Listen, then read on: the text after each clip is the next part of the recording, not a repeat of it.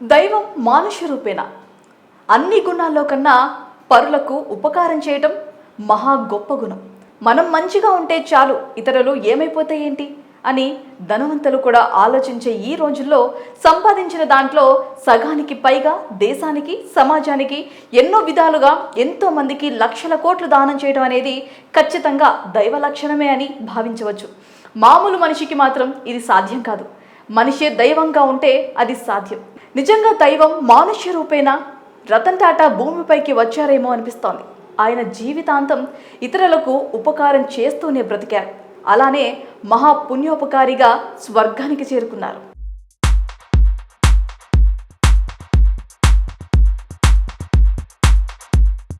కాగా టాటా సన్స్లో రతన్ షేర్లు 66%కు పైగా దాతృత్వ సేవా కార్యక్రమాల కోసం ఎప్పటికప్పుడు ఆయన విరాళాలు అందించారు. ఆయన తదనంతరం కూడా ఇవి కొనసాగుతున్నాయి. టాటా తన తుది శ్వాస వరకు టాటా ట్రస్ట్ చైర్మన్గా ఉన్నారు. ఆయన చేపట్టిన అనేక దాతృత్వ కార్యక్రమాలపై తనదైన ముద్ర వేశారు. ఆరోగ్య సేవలు, గ్రామీణ అభివృద్ధి, సుస్థిర జీవనం తదితర రంగాల్లో పలు ప్రాజెక్టులకు టాటా ట్రస్ట్ అండగా నిలిచింది. ఇలా ఎన్నో మంచి పనులు చేసిన వాటిలో కొన్ని దాతృత్వ కార్యక్రమాలు, సేవలు ఏంటో ఒక్కసారి చూద్దాం.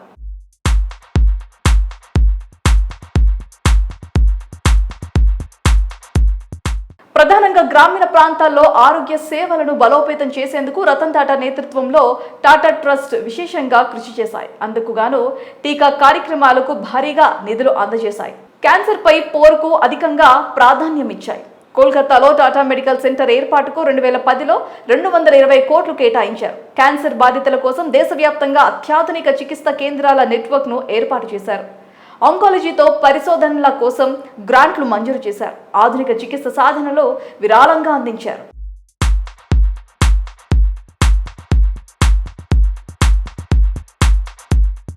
ఇక ఎన్నో సందర్భాల్లో దేశంలో సంభవించిన ప్రకృతి విపత్తుల వేళ ప్రజలను ఆదుకునేందుకు రతన్ టాటా వ్యక్తిగతంగా ట్రస్ట్ల ద్వారా ఆర్థిక సహాయం చేశారు. మౌలిక వసతులు కల్పించారు.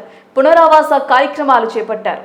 టాటా ట్రస్ట్లు 2021 వరకు మొత్తంగా $10,240 కోట్ల విరాళం అందజేయటం విశేషం. మరోవైపు అల్జీమర్స్ వ్యాధిపై పరిశోధనల కోసం ఇండియన్ ఇన్స్టిట్యూట్స్ ఆఫ్ సైన్స్ 75 కోట్లు అందించారు. అమెరికాలోని మసాచ్యూసెట్స్ ఇన్స్టిట్యూట్స్ ఆఫ్ టెక్నాలజీలో MIT Tata centre of technology and డిజైన్ను స్థాపించారు.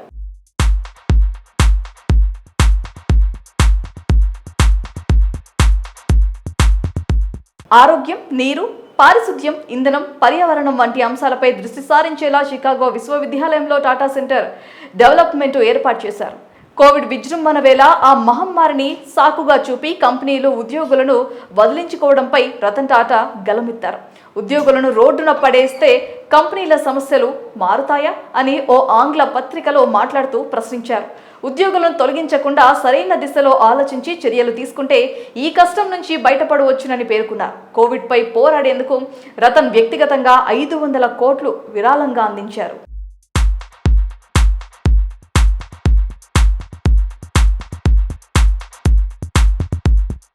ఇక విద్య గొప్పదనం తెలియాలని ఎంతో మందికి విద్యాదానం చేశారు. దేశవ్యాప్తంగా అనేక విశ్వవిద్యాలయాలు, విద్యా సంస్థలు టాటా ట్రస్ట్ నిధులు సమకూర్చాయి.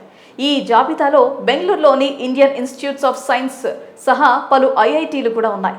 Tata institutes of social science, Tata institutes of fundamental research, Tata institutes of technologies విద్యారంగంలో ప్రమాణాలు పెంచుతున్నాయి. కాగా టాటా ట్రస్ట్ అమెరికాలోని కర్నెల్ విశ్వవిద్యాలయంలో భారతీయ విద్యార్థుల కోసం నిధిని ప్రారంభించింది. టాటా గ్రూప్ $28 కోట్ల ఉపకార వేతన Tata Harvard business schools Ratan Tata 2010లో వ్యక్తిగతంగా $5 కోట్ల విరాళం అందజేశారు. ఇక ఆ నిధులతో అక్కడి ప్రాంగణంలో టాటా హాల్ నిర్మాణం జరిగింది.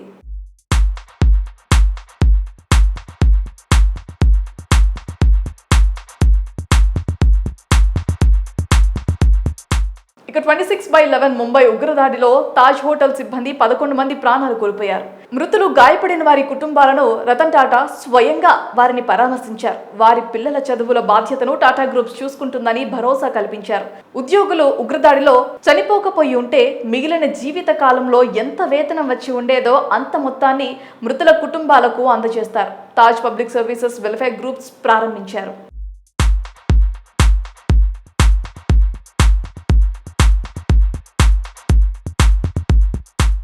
ఇలా ఒకటి కాదు రెండు కాదు నిరంతరం టాటా గ్రూప్స్, టాటా ట్రస్ట్ల ద్వారా వేల కోట్ల రూపాయలు గుప్తదానాలకు వెళుతూనే ఉన్నాయి. రతన్ టాటా నిరంతరం దేశ అభివృద్ధి, ప్రజల సంక్షేమం గురించి ఆలోచిస్తూ తపన పడుతూ తన జీవితాంతం కృషి చేశారు. తదనంతరం కూడా సేవా కార్యక్రమాలు కొనసాగించాలనే సంకల్పించిన నిజమైన భారతీయుడు, భారతరత్న, భూమాత ముద్దుబిడ్డ అనిపించుకున్నారు. ఏదేవైనా దేశానికి ఆయన చేసిన కృషి మాటల్లో వర్ణించలేనివి. ఆయన ఆశీస్సులు భారతదేశానికి ఎల్లప్పుడూ ఉండాలని కూడా ఆశిద్దాం. జై హో రతన్ టాటా.